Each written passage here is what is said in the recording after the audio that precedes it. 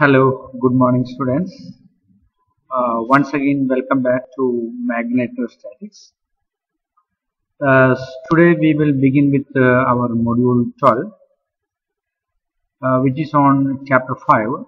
In the previous module, we finished chapter 4, and today we have to start with chapter 5, which is basically about magnetic field in matter. So far, in previous module, we were essentially discussing magnetic field in free space or in open space. We never talked about field inside matter, especially in magnetic material.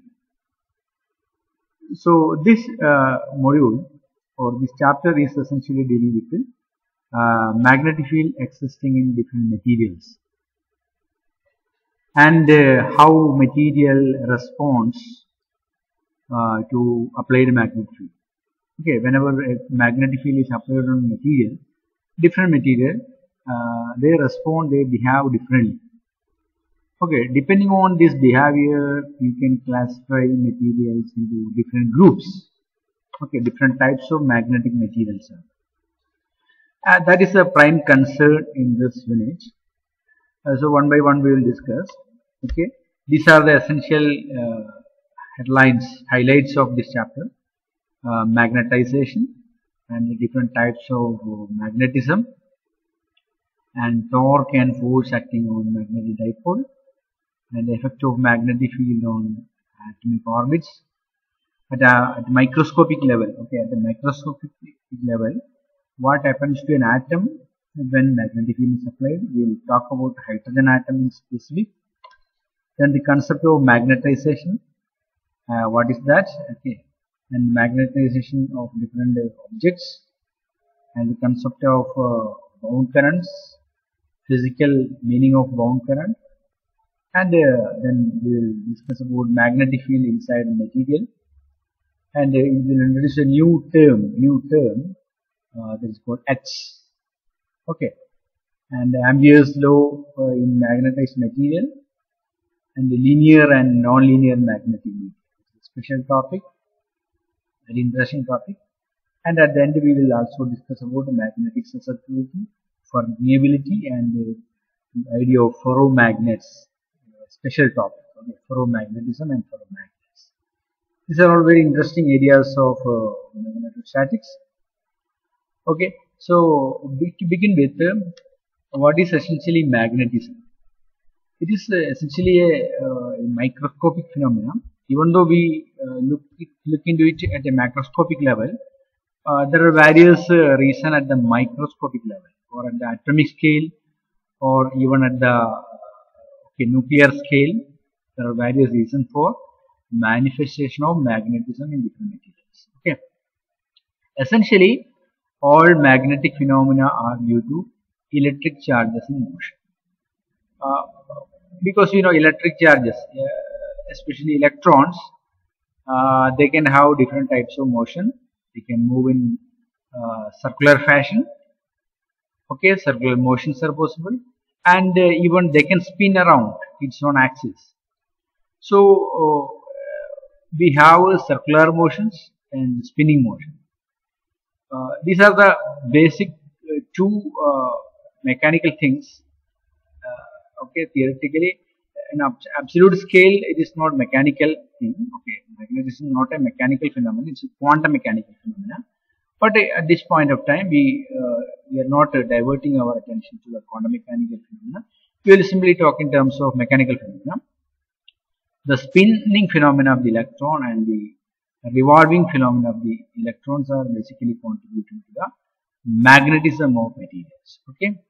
So if we consider a piece of magnetic material on an atomic scale, it consists of tiny electric currents. Okay, some kind of electric currents are, or circulatory currents are there.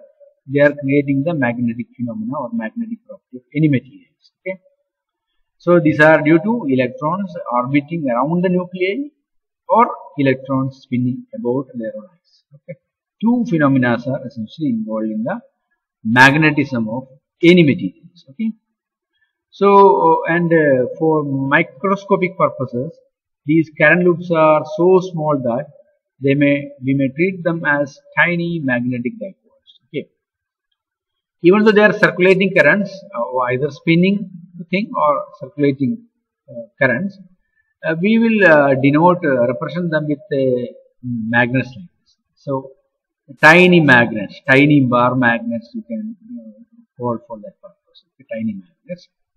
And in a unmagnetized object, these tiny magnets are randomly oriented. Okay, so essentially they don't have any net magnetic moment or net magnetism. Why? Because they are randomly oriented, so each one cancels the neighboring magnets magnetic phenomena, so they mutually cancel out. So so the sum total of magnetic field will be zero. But the moment you apply an external magnetic field, what happens? These all tiny magnets or micromagnets align themselves in specific fashion. Okay, they align in definite pattern, you can say, definite fashion. So what happens? They acquire a definite magnetic moment, or we say that they are magnetized. Just like we had electric polarization in electrostatics. We apply an appropriate electric field on certain dielectric material. We found that the dielectric material gets completely polarized. They have some definite electric dipole moments. In a similar fashion, we have here magnetized material and they hold definite magnetic moment. Okay, this is the physical picture of magnetization. We have a random material with randomly oriented magnetic tiny magnets, and we have definitely oriented tiny magnets. The difference is clear. Okay, when a field is applied, when field is not applied, the difference is obvious, and this is the physical explanation given to the magnetism shown by ordinary magnetic materials. Okay. So now we want to introduce a concept. This concept has to be carried on for the rest of the chapter, and entire discussion is based on this concept that is called magnetization, denoted as this is a physical quantity which can be measured or which can be estimated and which is expressible. Let us see how it is defined. It is defined as magnetic dipole moment per unit volume of a many material. Okay, magnetization is the magnetic dipole moment per unit volume of any material. So how you will find it? You will measure the total magnetic dipole moment by some experiment, by some simple experiment you studied.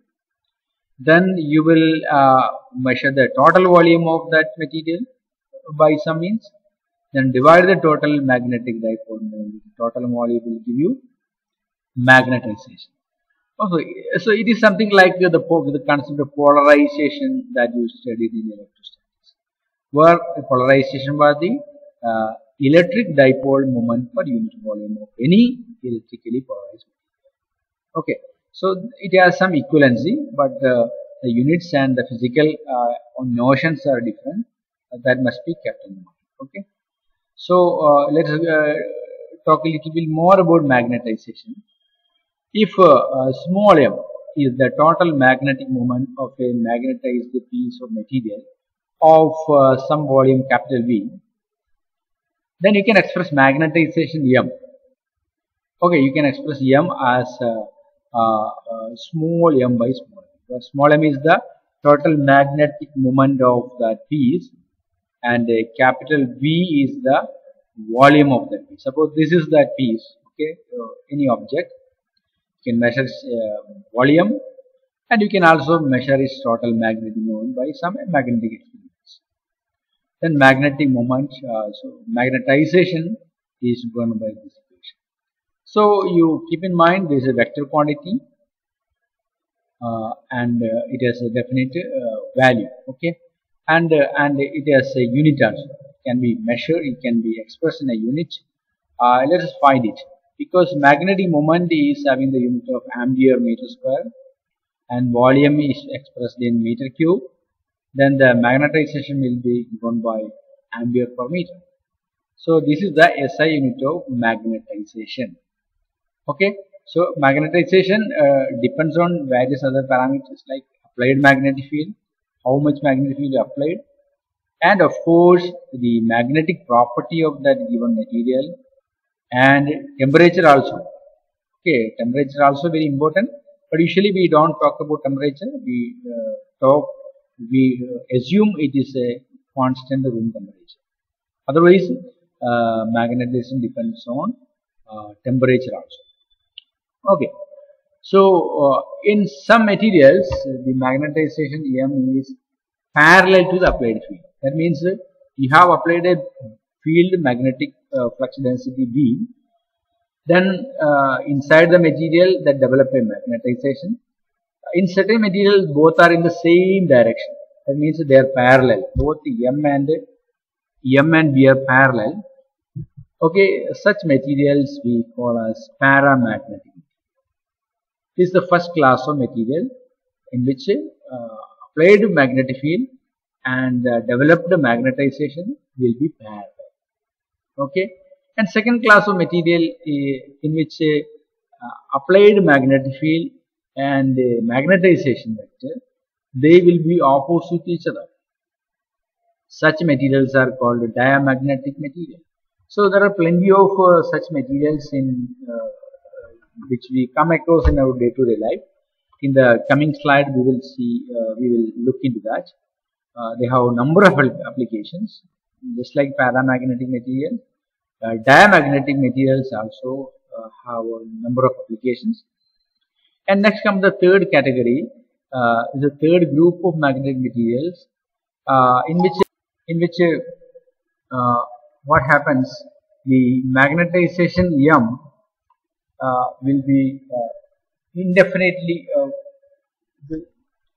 There is a third group of magnetic material which retain their substantial magnetization M indefinitely even after the externally applied magnetic field has been withdrawn.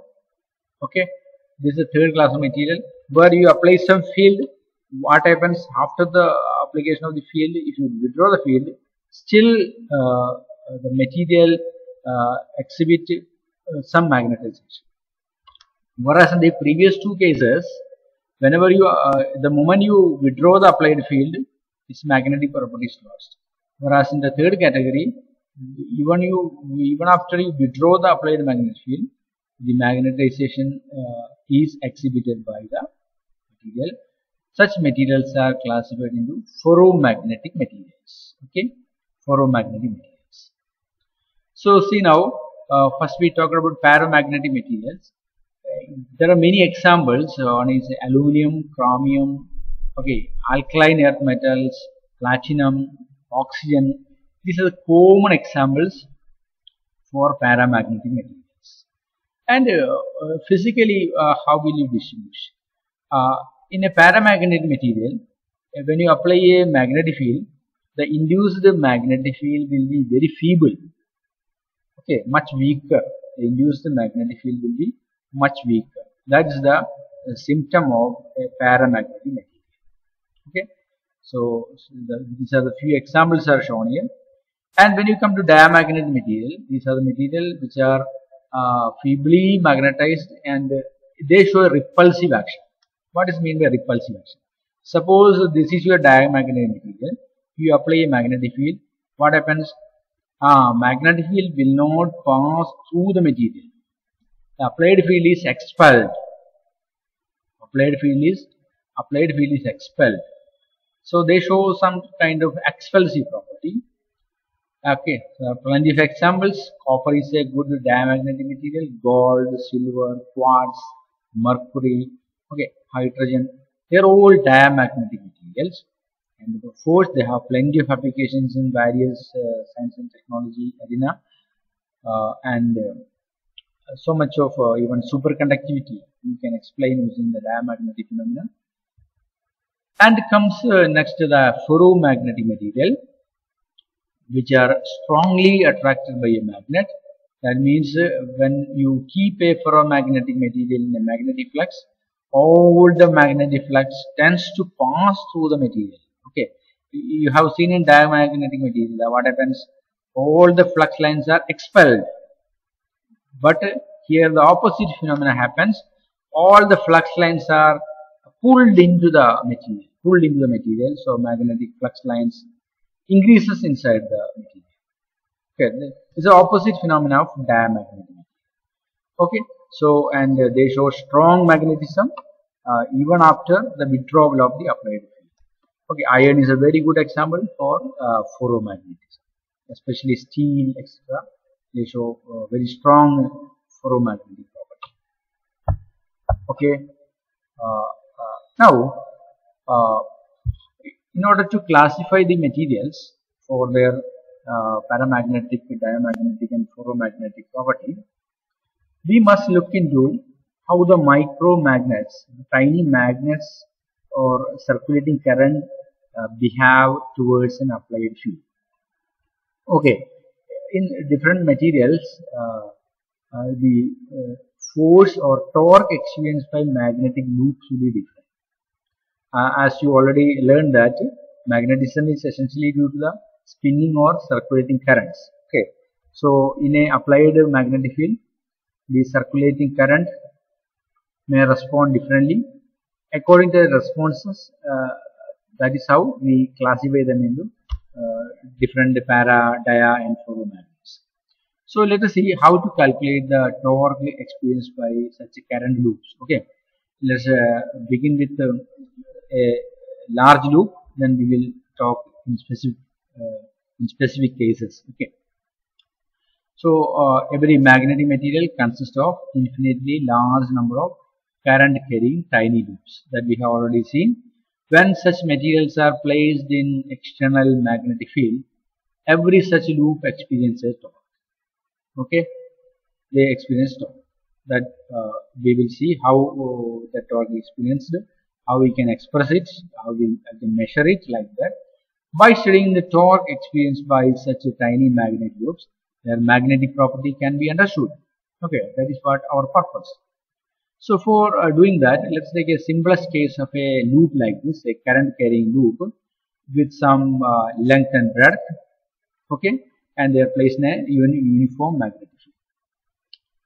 Okay, then what happens actually when such a loop is placed, current carrying loop is placed in a magnetic field? Each arm of this loop, okay, each arm of this loop experiences a force that is given by this formula. Okay, we studied in one of the module. Force experienced by a current carrying loop is equal to current multiplied by length cross B. B is the magnetic flux density. Okay, I into L cross B. So, but here in our case, we have a loop, a square loop, and they have length and breadth. So, force experienced by each segment, each arm has to be separately taken out. Okay, so let us do that, then we can add up. Okay, so for doing that, we take a rectangular loop like this. Four sides are there. Assume that the length of this loop is A and the breadth of the loop is B. Okay, A and B are the length and breadth, obviously, and they have four sides. Let's take one by one. Side 1. Each side is experiencing forces, so there are total 4 forces. For this side 1, 1 and 2, sorry, 1 and 3, you can see. This is the side 1, this is the side 3. Both experience a force. Side 1 experiences a force in the vertically upward direction, whereas the side 3 experiences a force vertically downward direction. They are mutually equal and opposites, so they get cancel each other. Okay, by taking the F is equal to I into L cross B concept, you will see that the force experienced by the wire 1 will be upward and force experienced by the wire 3 will be downward. Whereas you take the wire segment 2 and 4, let us look vertically upward from the top. So this is the top view of the loop. Here you can see the force experienced by the segment 2 will be like this, and force experienced by the segment 4 will be like this, downward and upward. Okay, but they are acting at a distance, so they don't cancel each other. These are two forces acting at a distance on a segment, so such forces constitute what is called torque. Okay, so now let us find out what is the torque experienced by this segment with respect to the point O. Okay, so we have F2 and F4, they are acting at a distance, so they constitute, these forces constitute as a couple, and they produce a torque. So how will we find the torque acting on each?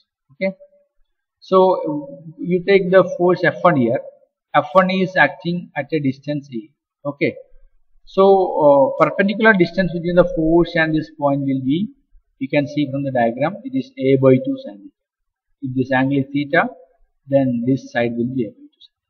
So moment acting at this point will be F1 into A by 2 sin theta. Okay, F1 into A by 2 sin theta. And similarly, if you take this side, the moment acting at this point will be similarly F3 A by 2 sin theta. This is also A by 2. Okay, length, total length is A by 2. So this is theta. So this segment will be A by 2 sin theta, perpendicular distance. So the total torque acting on this segment will be F1 A by 2 sin theta plus F3 A by 2 sin theta. Okay. So this is clear. So what happens? F1 is already known to us, that is equal to IB into B. I is the current, B is the length of the wire, and capital B is the magnetic. Okay, so F1 is IBB, A by 2 sin theta is A. Similarly here F3 is the force acting on this segment. We can take it as F4 actually, small mistake we have done. Here F2, you can write F2 here. Okay, length is okay, anyway, both are correct. So, and F3 is IBB, A by 2 sin theta.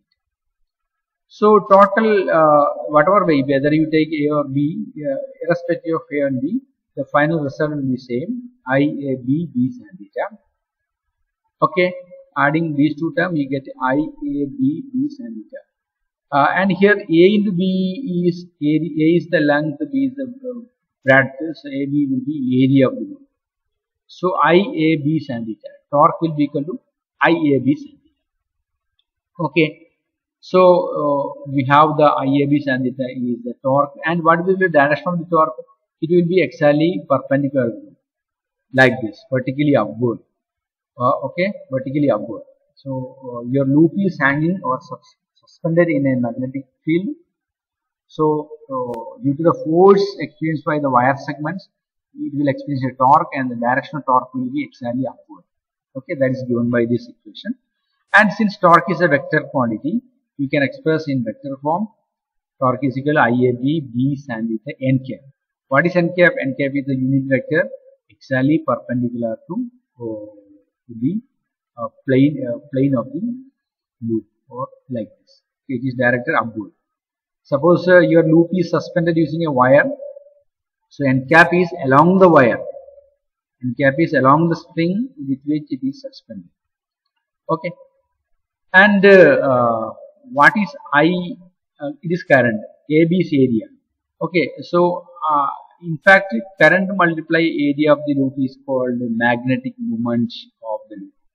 Okay, magnetic moment of the loop.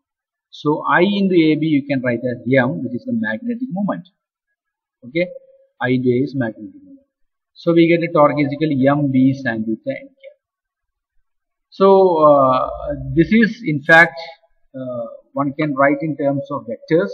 So we get the vector tau is equal to vector M cross B, and n cap is the unit vector perpendicular to both M and B. So that is shown with a red arrow here. Okay, M cross B is T. So this is the torque experienced by a single loop. So there are innumerable number of loops in a magnetic material existing as tiny magnets. So the total effect will be the total torque experienced by all tiny magnets. If they are oriented in a particular fashion, they can be added up. So you get the total torque experienced by the material. If they are randomly oriented, so total torque will not be added up. Instead, they will cancel each other. So like that. Okay. Those details we will discuss in the next module. And here is your assignment. A small assignment is given. What is magnetization? Okay. You can define it. You can give its unit. In terms of magnetization, we distinguish between dia, para, and ferromagnetic materials. Okay. So we have explained sufficiently these concepts. You can even include examples for dia, para, and ferromagnetic materials. Okay. So with this discussion, let us conclude today's module. Please watch the video at least twice in order to get better understanding. And after watching, you try to complete the assignment and submit in the Google class. So thank you all of you. Thank you.